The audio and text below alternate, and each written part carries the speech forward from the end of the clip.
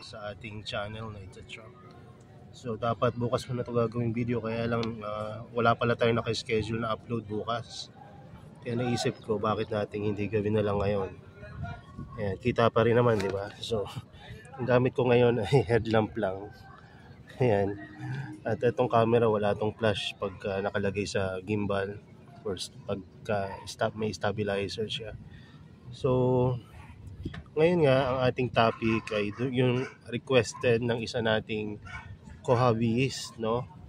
At sa tingin ko, hindi ako sigurado, pero sa tingin ko nag-uumpisa pa lang siya. At ang tanong niya kung po pwede daw gumawa tayo ng guide kung paano pag-aalaga ng Drosera. So medyo malawak yung topic niyan kasi sa Drosera, no, hindi siya kasing, para sa akin mas mahirap alagaan ng Drosera kumpara sa Venus flytrap, no? Bakit? Dahil ang Venus flytrap halos ang Dionea misufula ay isa lang yung way ng pag-aalaga, no? Pero etong mga Drosera iba-iba, no? Merong matitibay, merong mahilig rin sa mga highland setup o yung mga humid at malamig na setup, no? At sa tingin ko mas mahirap alagaan ng Drosera kaysa sa mga Venus flytrap. So yan, simulan natin. Paano ba mag-alaga ng Drosera or Sundews, no? So ano muna pala ang Sundews? Ang Sundews, ito yung plant, no, na ang carnivorous plant yan, na ang trapping mechanism niya ay meron siyang sticky na mga tendrils or sticky na mga leaf, na tulad nito, na kapag dumapo dyan yung mga insect, maaaring dumikit sila at hindi naman sila makaalis. At yung ibang mga Drosera nagka-curl pa para lang ma-capture nila yung insect, no, totally, no? So kaya very interesting itong mga Drosera na to. At bukod doon, napakarami nilang variation, no? May mga tulad niya na rosette, merong mga parang damo na pataas, meron namang parang literal na damo na ganyan, no? Kita nyo to, pakalaki niya, no? Tingnan nyo yung kamay ko, diba? Ang laki na itong Adelaide na to. So at bukod doon, no, halimbawa spatulata. Sa spatulata pa lang ang daming variation, no? At sa Piliformis pa lang napakarami ring variation. Sa ganitong landslip Sundews tulad nitong Adelaide, napakarami ring iba-iba niyan, no? At so on and so on. So ngayon, alam na natin na marami siyang pamamaraan or marami siyang classification or iba-iba yung kanyang mga uri, no? At nabanggit rin natin sa kanila na merong mga Sundew na pang, let's say, yung beginner, like yung mga lowlands tulad nito, at yung meron din mga advanced tulad na lang halimbawa ng mga Drosera Andromeda na hanggang na ngayon ay wala na tayo, at meron pang mga Petiolaris complex at kung ano-ano pa, no? So siguro dun sa nagtanong ay gusto mo matutunan yung basic na pag-aalaga lang, no? Kasi kung umpisa ka pa lang, hindi ka naman siguro agad mag-aalaga ng Drosera Andromeda o kaya mag-aalaga ng iba pang mga mahihirap na alagaan na Sundews, no? So sa basic, no, bigyan natin yung tatlo na basic ng pag-aalaga dito. Una, yung sa medium. Ano ba yung best medium sa mga Drosera? So tingnan natin dito sa ating setup ano medium yung gamit natin. Ano nakikita nyo dyan? So nakikita nyo dyan na puro yan sphagnumos, no? Pero kung halo kayo nyo yan, ang ilalim niyan, eto pala, specifically itong pot na to ay puro sphagnum, no? So ibig sabihin pwede pala siyang mabuhay sa pure sphagnumos. Pwede. At tingnan naman natin doon sa iba kasi hindi sa lahat ng oras, no, ay ayun lang ang gagamitin nyo, pure sphagnumos. Although po pwede yan dahil matitibay ang Sundews. Pwede rin gamitin tulad dito sa Drosera Spatulata lovillae ay yung sphagnumos and perlite. no? At dito naman sa Adelaide, no, ang ano natin diyan ay Sphagnumos and Perlite red. Ayan, Sphagnumos and Perlite. Ang mga Sanjus, hindi sila ganun ka-aarte. Ayan, so pwede sila sa Sphagnum, pwede sila sa Sphagnumos and Perlite. Actually, pwede rin sila sa Coco Peat, pero kung gusto niyo mas madaling alagaan, no, Sphagnumos and Perlite na lang ang gamitin nyo. So, ayan na ha, alam nyo na yung medium. Pangalawa ay yung water na pandidilig nyo. So, alam nyo naman siguro na ang ginagamit nating water sa pag-aalaga ng mga tulad nito ay low ppm water. So, ano ba yung ginagamit natin personally? Ang ginagamit ko ay rainwater. Pero pwede rin yung distilled, purified, reverse osmosis. Ayan. Actually, mineral sometimes, yung mga may bababa rin yung TDS reading yan po, pwede rin. Pero, ayan ay huling option niya na lang, yung mineral water. No, mas, kung yung best talaga ay rainwater dahil libre, pangalawa ay distilled. So, kuha nyo na kung anong tubig ang gagamitin. Malamang alam nyo na rin yon dati pa. Pero, kailan ba tinidiligan? At paano yung way ng pagdidilig sa mga Sanjus or tulad nito, mga halaman natin na ito na Droseras. So sa mga Droseras or sa mga Sanjus, no, dahil alam nyo naman na may mga sticky siya na mga trap sa inyong pinatatrap nila, pag diniligan mo yan sa taas, mawawash out yung mga tubig nila, ay mga sticky, mga trapping mechanism nila yun ng mga malalagkit, no, mawawash yan. Kung stable na or matagal na sa inyo yung halaman, no, ilang oras lang babalik uli rin naman yon. So ibig sabihin pwede rin yung top watering or misting sa kanila. No, pero kung gusto niyo talaga na hindi natatanggal yung mga yung mga magpadidikit na traps nila sa kanilang mga leaf, no? Ang best way na pag-water sa kanila ay water tray method na manipis lang. Yung wag yung sobrang daming tubig ha, yung manipis lang na water tray. Yung tipong matutuyo after a day or two. Ayan. So para hindi naman na uubos or natatanggal yung mga mga sticky parang sticky nila, parang new parang ipandikit nila sa mga insect. So kailan ba magandang diligan sila? Ang best na lagyan sila ng tubig ay early morning or morning, no? Hanggang pinakamatagal na kung tinanghali kayo ng gising ay afternoon, no? Yung tanghali. Pero huwag na kayo magdidilig pagdating ng mga alas 3 or alas 4 pataas. Kasi magkukos na yan ng algae. Kasi hindi na yan matutuyo no? Abutin na yan magdamag at doon na magpo-form yan yung mga algae dyan. So, yan. So ano pa yung sunod natin na i-discuss to. So, siya na madilim. Papunta tayo dun sa loob ng isa pang growing area dito. Pasensya na kayo madilim madilim at madumi. No? Kasi may ako kanina. May racket. Hindi ko natapos yung mga pagtatanim ko dito. So, wait lang ha. Ayan, nagkaroon tayo ng konting liwanag.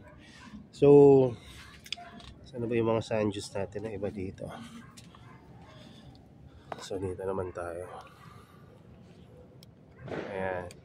So, sumunod, no? Ano naman yung best na lightning o pagpapailaw sa kanila or liwanag na pwede nyong ibigay? No, kung halimbawa, kararating pa lang nung plants ninyo, no, pwede siya yun dun sa naarawan sa kanya ng morning sunlight, no, and late afternoon, no, pwedeng direct na yun. Pero, no, kung halimbawa, matagal na yan sa inyo at fully acclimated na, pwede nyo nang umpisa yan ilagay sa medyo mas mainit na parte ng growing area nyo. Sabihin mas maliwanag, halimbawa pulsan, no, kayang-kaya nila yan. No, pero kung medyo natatakot kayo, ilagay nyo na lang dun sa unang sinabi natin na kung saan arawan sila ng morning and late afternoon. Alam nyo ba, no, tulad sa ibang mga halaman, pagka seed grown yung mga Droseras or Sanjus nyo, kahit na ipulsa nyo yan, no, okay lang sa kanila.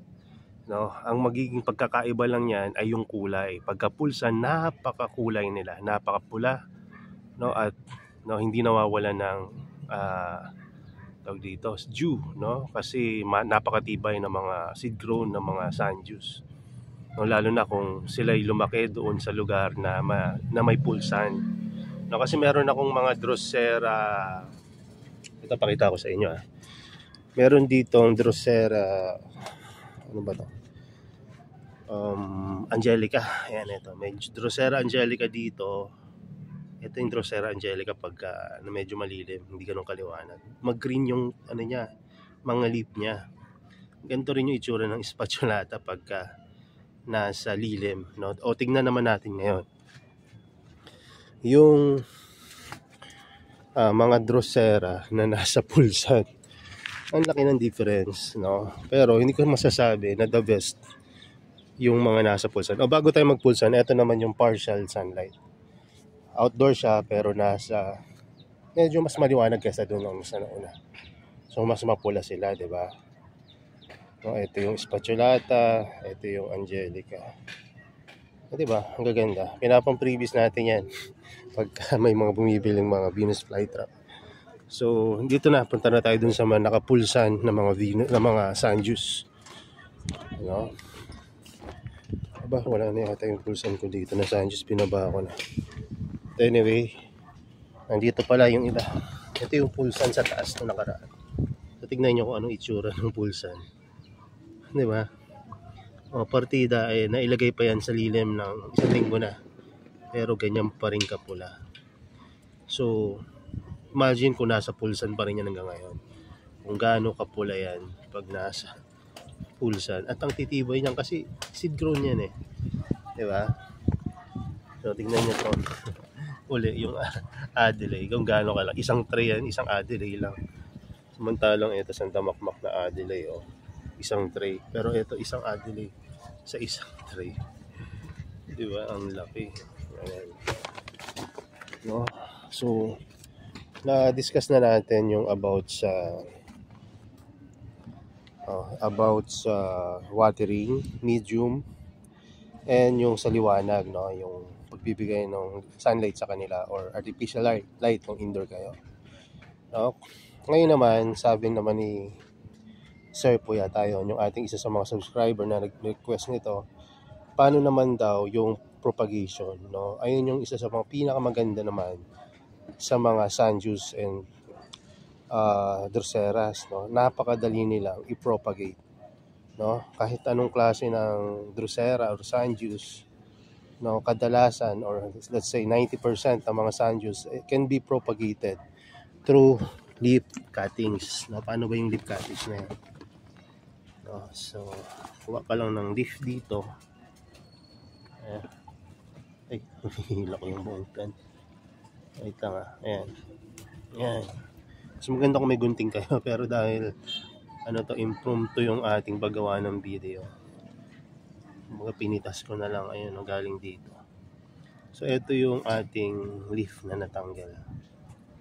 Ayan. So, paano pagtatanim yan, sir? Madali lang. So, hanap tayo ng lugar kung saan siya pwedeng itanim.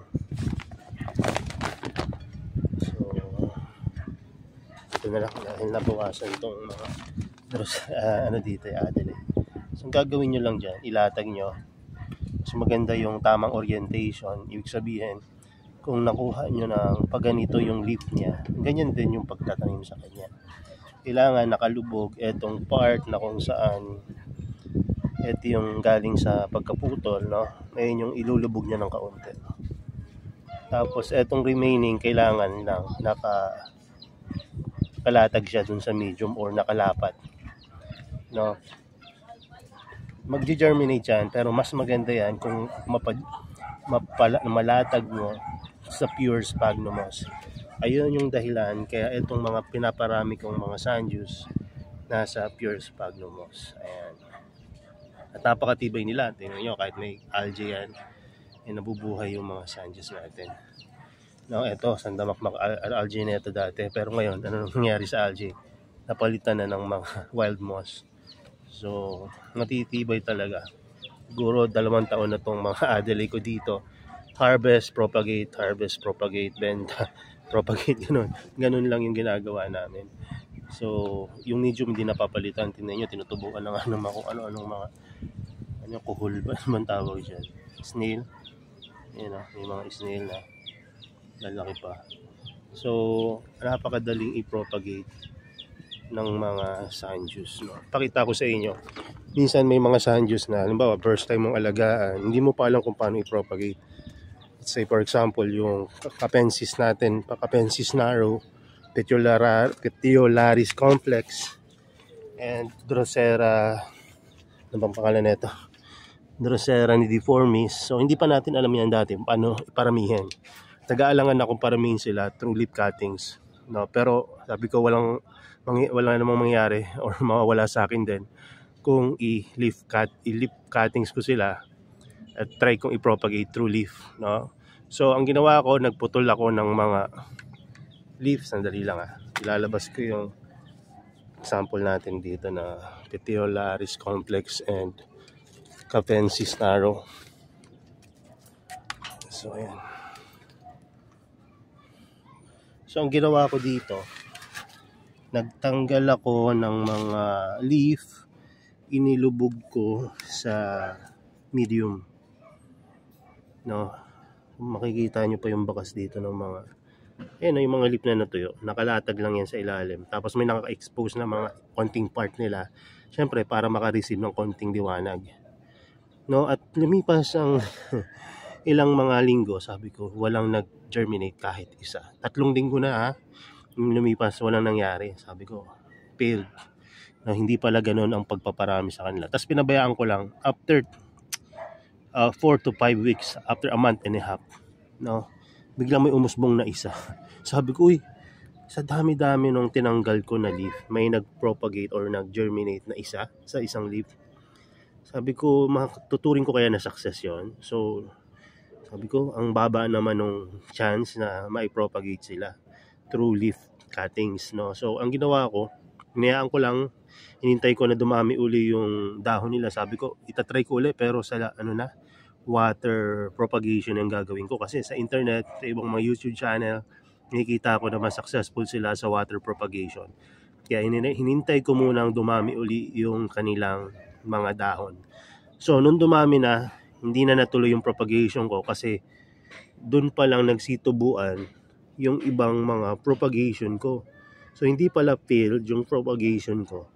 Mas matagal lang siya kesa sa water propagation.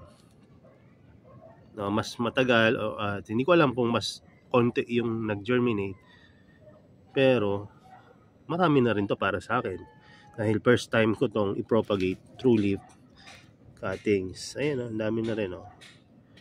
So, pero dun sa nakikita ko sa internet, sa isang leaf, ang daming lumalabas. Dito, marami rin naman lumalabas, kaya lang hindi kasing dami dun sa nakita ko sa online, considering na ang daming leaf pullings or cuttings na ginawa ko dito, pero masaya pa rin ako dahil sino ba naman ang di sasaya. First time ko makapagbuhay ng Capensis at na-propagate ko rin sila. Dati nag-alaga na ako ng Capensis pero hindi ko nabuhay. Pero ngayon, nabuhay ko na, na-propagate ko pa. So ano bang ginawa ko? Dahil ang last time na nag-alaga ako ng Capensis, ang nangyari sa Capensis ko, natunaw, natuyo, namatay. So ano bang nangyari sa ginawa ko dati? Ginawa ko dati, dilig ako ng dilig sa Capensis. So nawawalan siya ng sticky mucus na panghuli ng mga insect. Pangalawa, masyado ko siyang pinaarawan at pinahanginan noong time na yon. Ibig sabihin, less yung humidity. Sa ngayon, nilagay ko siya doon sa hindi masyadong nahanginan. Dito kung saan parang nursery ko to pero hindi talaga to nursery na ideal. Kasi ang nursery na ideal dapat medyo humid. Ito ay may kulambo lang. Tapos plastic, UV plastic sa paligid. Kulambo sa bawat gilid. Ang UV plastic nito ay taas at kabilaang side lang. So 3 side na including yung taas kaliwa, kanan, taas. Ayan yung UV plastic at kabilaan left and right wing ng aking maliit na growing area na to ay meron lang kulambo yung takip at ilalim kulambo rin, no? So ibig sabihin lang doon, kaya ako binabanggit yon, ibig sabihin mababa pa rin yung humidity ko pero hindi sila nahanginan ng husto. So ayun yung aking pinupunto doon. So gusto ng sand dunes, hindi sila masyadong hinahangin ng sobrang lakas kasi natutuyo rin sila eh. No, bukod doon, no, mas napapanatili nila yung ganda ng kanilang mga leaf, no. So alam nyo ba, dinidilig ko to. Lahat sila puro spray. Pero iniiwasan ko hangga't maaari na ma-spray yung kanilang leaf. No, kasi wala na po akong chance or way na para ma-water tray ko sila lahat. No, kasi sa dami ng patong-patong na yung level niya, no. So kung iwa-water tray ko yan, medyo hassle na kung lalagyan ko ng tray lahat. No, at hindi ko rin ma-monitor, baka magka-algae pagka hindi ko sila na-manage ng maayos. So, ang gawin nyo na lang, kung i-spray nyo, iwasan nyo ma-spray yung mga leaf nila. Ayan. So, alam nyo, parehas ko rin to sabay ni Pinropagate. Itong Petiolaris complex, pati yung Capensis narrow. And soon, magkakaroon na rin tayo uli ng Drosera andromeda. I-research nyo yan sa Google. Isa yan sa mga paborito kong Drosera dati. Ay nako, grabe yung creativity na ginagawa natin yan dati para mabuhay lang. Nakabuhay naman tayo at nakapag-propagate yan, pero dahil wala tayong magandang growing condition dati, namatay rin. No, hindi tayo nakapagbenta masyado. Nakapagbenta pala, no, pero hindi ako nakapagbenta ng mga propagation ko kasi hindi tumuloy na lumaki. No, pero ngayon medyo sa tingin ko kakayanin na natin, no. Mas dadamihan natin yung prayer para mabuhay natin yun. So ayan, no, so siguro naman na answer na yung mga tanong ni sir pagdating sa pag-aalaga and propagation, no. So kung tatanungin mo ako, sir, pagka na-propagate ko ba to, sir, no, halimbawa nagputol ako ng leaf, nailagay ko na doon sa medium, paano ko malalaman kung successful ako or give up na, suko na, yung hindi ba talaga tutubo yun? No, ano yung sign na meron na siyang growth, no? Pag ano yung first sign, no, na successful ka sa propagation mo ng sand dunes. So sakto naman, meron tayo ditong ka-sprout pa lang na Drosera nidiformis na first time ko rin mag-propagate, no? So nung nakaraan, nagputol ako ng mga dahon at nilatag ko nga sa medium na to. So ang medium ko ay Sphagnum semperlite, as you can see sa video. So ngayon, ito na yung mga, ayan, kung nakikita nyo to, hindi yung damo ha, etong nasa likuran or gilid, right side nung damo, diba? Ang galaw ng kamay ko. So ako ko kasi itong gimbal hanap pa tayo. Ibaba ko na lang pala para hindi ako nanginginig-nginig.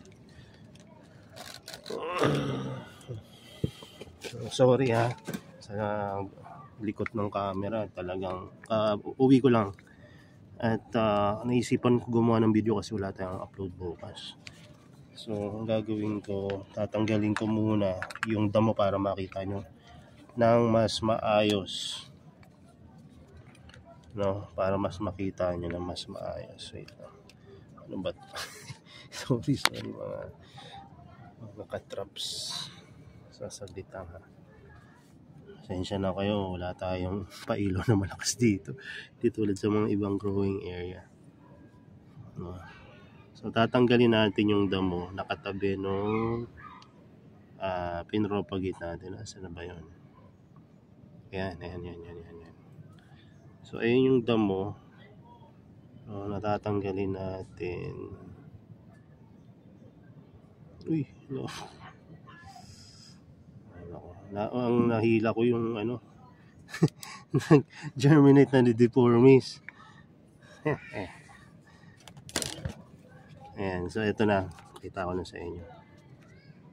So ayan yung nidiformis na nahila ko, tapos nag-germinate rin siya, nalagyan ng dumi. Pero ayan, meron ng pataas na dahon, diba? So successful, no? At hanap pa tayo ng iba kasi hindi lang isa. Ito, mas maganda pala dito. Ayan, Ayan, ito pa yung isang dahon na nag-germinate na rin. Aba, mapaparami na natin to. Kasi, ito pa, meron pa dito pala. Ayan, di ba? Tigyawat pa lang yan nung isang araw Pero ngayon nag-germinate na. Tapos ito bago lang to, etong hiniga ko diyan, bago lang yan. So soon maglalatag pa tayo para makapag-out na rin tayo ng nidiformis. Isa to sa mga hindi naman siya medyo special siya kumpara sa ibang mga Sanjus na meron tayo kasi mukha siyang Capensis na mukhang Angelica or Capillaris long arm.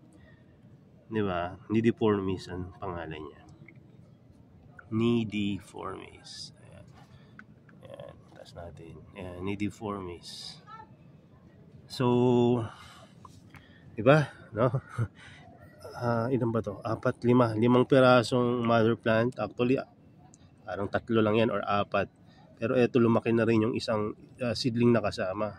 Bukod doon, nakapag-propagate na tayo. And soon, parang kung magpa-flower to, hindi ko alam kung pwede siyang i-propagate through seeds kasi may mga Drosera na napakahirap palakihin or ipa-germinate, propagate through seeds.